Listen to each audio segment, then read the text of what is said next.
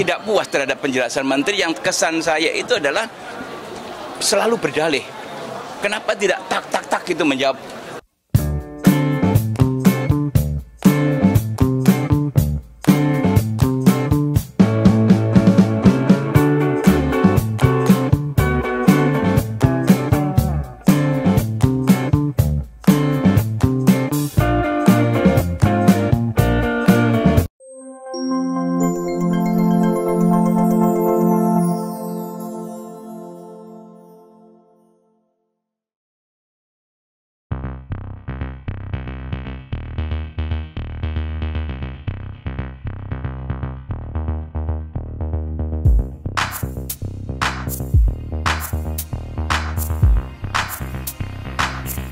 Jadi persoalan peristiwa yang terkait dengan pagar misterius ini kan bukan 1 hari 2 hari, bukan seminggu 1 bulan. Tetapi pembangunan yang ada di sana itu memang sudah dari sejak awal 2009 yang lalu itu sudah menjadi persoalan tentang masalah yang terkait dengan aspek lingkungan dan juga kelayaan. Kemudian sekarang ini muncul lagi. Setelah muncul ini juga menimbulkan pro kontra di masyarakat dan akhirnya Bapak Presiden Pak Prabowo Subianto menginstruksikan langsung kepada jajaran TNI, Angkatan Laut melalui Pangap dan Kasal.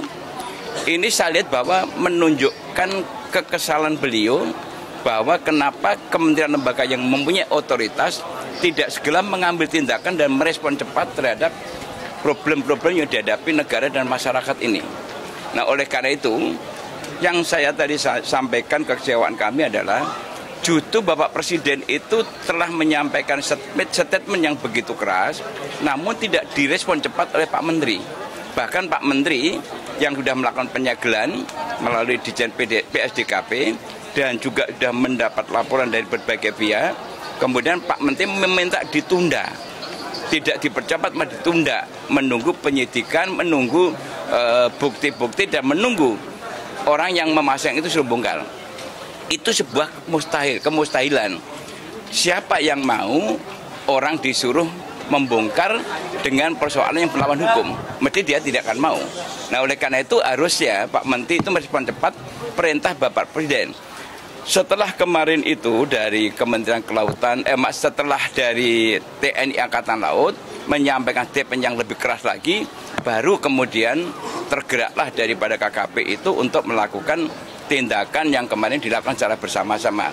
Oleh karena itu, inilah yang tadi saya menimbulkan kesan. Karena apa? Karena masyarakat itu sudah menunggu, apalagi Ibu Ketua, Bu Titik Soeharto juga telah menyampaikan statementnya. Minta segera diusut tuntas dan kemudian ada proses hukum siapa yang melakukan.